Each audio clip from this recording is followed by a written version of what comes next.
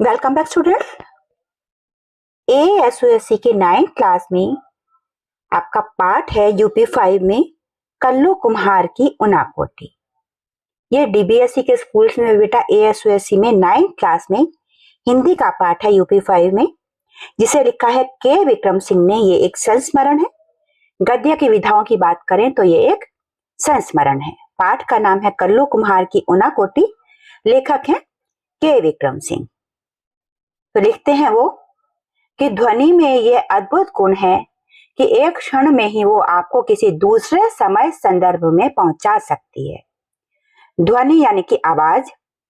वो कहते हैं कि आवाज में यानी कि साउंड में ये गुण होता है कि वो एक पल में ही आपको किसी और जगह पहुंचा सकती है। यानी कि आपने कोई आवाज सुनी, उस आवाज को सुनकर के आपको कोई और मोमेंट याद आ सकता है। कभी कोई और घटना हुई हो आपके साथ, कहीं और आप गए हो, वहां कुछ हुआ हो, तो वो चीज आपको कोई आवाज सुन के याद आ सकती है।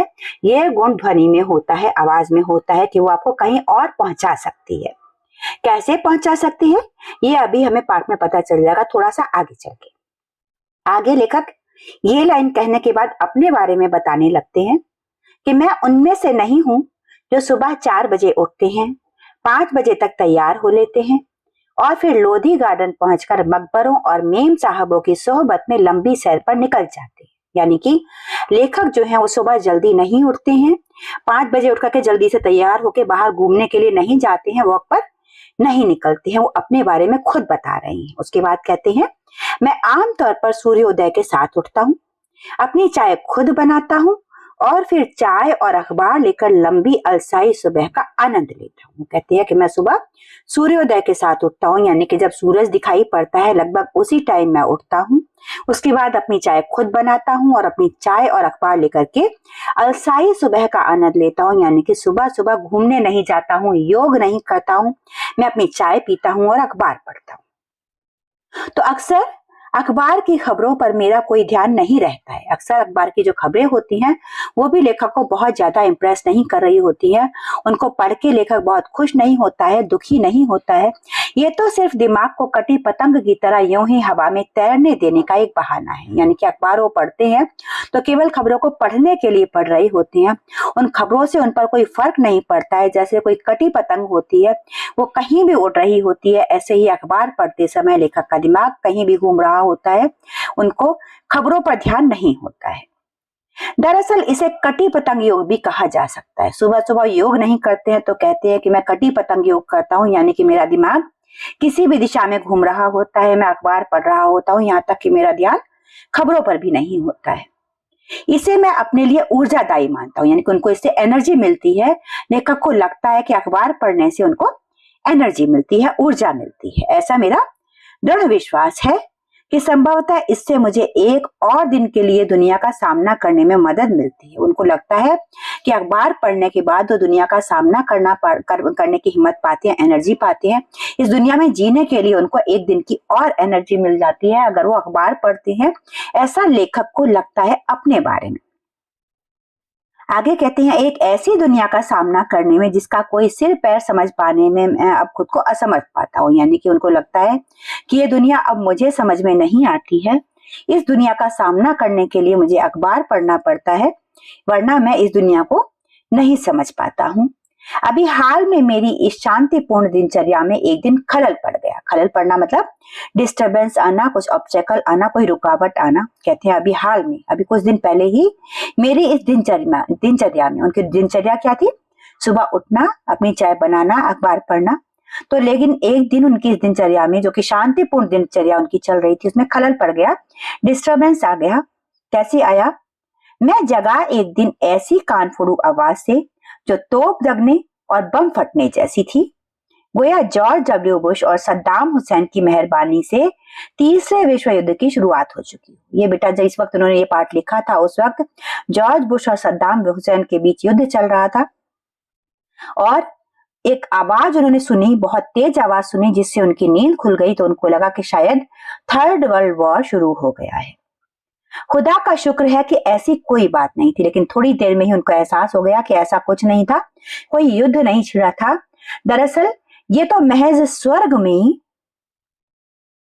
चल रहा देवताओं का कोई खेल था, जिसकी झलक बिजलियों की चमक और बादलों की गरज के रूप में देखने को मिल रही थी। यानी कि वो कहते हैं कि बादल गरज रहे थे, बिजली चमक रही थी और आसमान को देख करके ऐसे लग रहा था कि स्वर्ग में देवताओं का कोई खेल चल रहा हो। मैंने खिड़की के बाहर झांका, लेखक कहते हैं कि मैंने खिड़की के बाहर झांका, आकाश बादलों से भरा था। यानी कि आसमान में बादल छाए हुए थे, जो सेनापतियों द्वारा त्याग दिए गए सैनिकों की तरह आतंक में एक दूसरे से टकरा रहे थे। यानी कि ऐसे लग रहा था आसमान में कि जैसे कोई युद्ध छिड़ा हुआ हो और सेनापति ने अपने सैनिकों को त्याग दिया हो और इस वजह से वो सारे के सारे सैनिक एक दूसरे से टकरा रहे हो घबरा करके। तो विक्षिप्तों की तरह आकाश को भेद भेद देने वाली तड़ित ये कहते हैं बिजली को, जो कि आकाश में चमकती है बेटा बारिश के दौरान। तो कहते हैं विक्षिप्तों की तरह, पागलों की तरह आकाश में छेद कर देने वाली जैसी लग रही थी बिजली। और साथ में जाड़े की सुबह थी, सर्दी की सुबह थी, अर्ली मॉर्निंग। बुरा बुरा आकाश भी था, जो कि प्रकृति के तांडव को एक पृष्ठभूमि मुहैया करा। प्रकृति का तांडव चल रहा था, मतलब प्रकृति का ये युद्ध चल रहा था और उसमें पीछे ये जो भूरा आकाश था, जैसे कि सर्दियों में आजकल आसमान जैसा दिखाई पड़ता है, आप सुबह जल्दी उठ करके देखें बेटे तो आपको आसमान समझ में आ जाएगा कि रेखा को कैसा आसमान दिखाई दिया।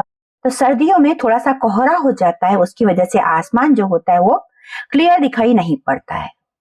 तो कहते हैं कि भूरा आकाश भी जब वहां पर बादल चमक रहे थे, बिजली गरज रही थी, मतलब बादल गरज रहे थे, बिजली चमक रही थी, उस टाइम पर या आसमान भी उनके इस दृश्य को बुरा बनाने में कहीं ना कहीं सपोर्ट कर रहा था।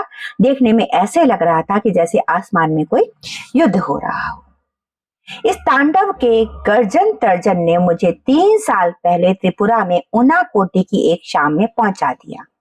ये तांडव जो आसमान में चल रहा था, यानी कि बिजलियां चमक रही थी, बादल गरज रहे थे, इनकी वजह से मुझे 3 साल पहले त्रिपुरा में उनाकोटी की एक शाम जो मैंने बिताई थी उसकी याद आ गई। देखिए इस बात को उन्होंने पहली लाइन से कनेक्ट किया है, जो उन्होंने कही थी कि ध्वनि में यह अद्भुत गुण है कि एक क्षण में ही वो आपको किसी दूसरे समय संदर्भ में पहुंचा सकती है। तो ध्वनि क्या है यहाँ पर? बादलों के गरजने की ध्वनि है, बादलों के गरजने की आवाज है, जिसकी वजह से लेखक वहां से निकल के 3 साल पहले त्रिपुरा में उनाकोटी पहुंच गए हैं अपनी यादों में। यानी कि उनको 3 साल पहले त्रिपुरा में थे, एक दिन उनाकोटी में, वहां की शाम याद आ गई। शायद उस दिन भी ऐसे ही बादल गरज रहे होंगे, बिजली चमक रही होगी, इसलिए लेखक को एकदम से उस घटना की याद आ गई। आगे कहते हैं वो कि दिसंबर 1999 में ऑन द रोड शीर्षक से 3 खंड वाली एक टीवी श्रृंखला बनाने के सिलसिले में मैं त्रिपुरा की राजधानी अगरतला गया था। तो कहते हैं, खुद ही बताते हैं कि दिसंबर 1999 में वो गए थे अगरतला, जो कि त्रिपुरा की राजधानी है।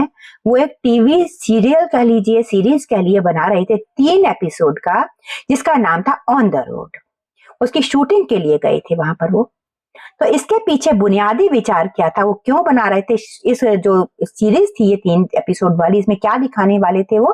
त्रिपुरा की समूची लंबाई में आर पार जाते राष्ट्रीय राजमार्ग 44 से यात्रा करने और त्रिपुरा की विकास संबंधी गतिविधियों के बारे में जानकारी देने का उनका विचार था। यानी कि ये जो सीरीज बनने वाली थी, इसमें क्या दिखाया जाना था? समूचे त्रिपुरा में पूरे के पूरे त्रिपुरा को कवर करने वाला राजमार्ग 44 बनाया गया था, उसको दिखाने वाले थे वो। और साथ में दिखाने वाले थे कि त्रिपुरा में क्या क्या गतिविधियां इस टाइम विकास से संबंधित चल रही हैं। तो ऐसी वो सीरीज बनने वाली थी। तो त्रिपुरा भारत के सबसे छोटे राज्यों में से है।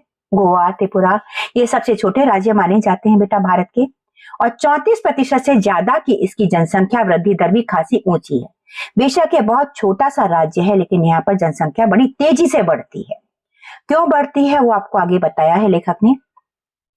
3 तरफ से ये बांग्लादेश से घिरा हुआ है और शेष भारत के साथ इसका दुर्गम जुड़ाव उत्तर पूर्वी सीमा से सटे मिजोरम और असम के द्वारा बनता है। यानी कि जो त्रिपुरा है ये 3 तरफ से बांग्लादेश से घिरा हुआ है, इसका बॉर्डर 3 तरफ बांग्लादेश के साथ मिलता है, चौथी तरफ ये मिजोरम और असम के साथ मिलता है और भारत के साथ ये असम और मिजोरम के जरिए मिलता है। डायरेक्ट कोई भी सीमा त्रिपुरा की भारत से नहीं मिलती है। आगे कहते हैं, सोनामुरा, बलोनिया, सबरूम और कैलाश शहर जैसे त्रिपुरा की ज्यादातर महत्वपूर्ण शहर बांग्लादेश के साथ इसकी सीमा के करीब है। मतलब जो त्रिपुरा के महत्वपूर्ण शहर भी हैं, बड़े शहर भी हैं, वो भी बांग्लादेश के साथ बॉर्डर शेयर करते हैं, भारत के साथ बॉर्डर शेयर नहीं करते हैं।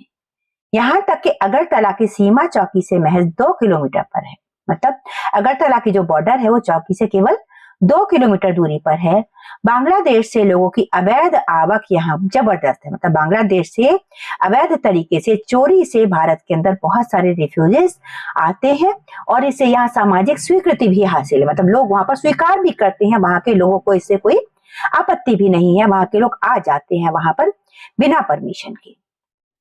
यहाँ तक यहाँ की असाधारण जनसंख्या वृद्धि का मुख्य कारण यही है। यहाँ की जनसंख्या इसी कारण ज्यादा बढ़ती है क्योंकि यहाँ पर बांग्लादेश से लोग आ जाते हैं। यहाँ पर इतने ज्यादा जन्म नहीं होते हैं जितनी की जनसंख्या बाहर से आकर के यहाँ रहती है। असम और पश्चिम बंगाल से भी लोगों का प्रवास यहाँ होता ही है। यानी कि यहाँ पर त्रिपुरा में कुछ लोग तो ज्यादातर लोग तो बांग्लादेश से आते हैं और साथ में यहाँ जो इनकी बॉर्डर मिल रही है असम और पश्चिम बंगाल के साथ में यहाँ से भी लोग वहां आकर के रहते हैं।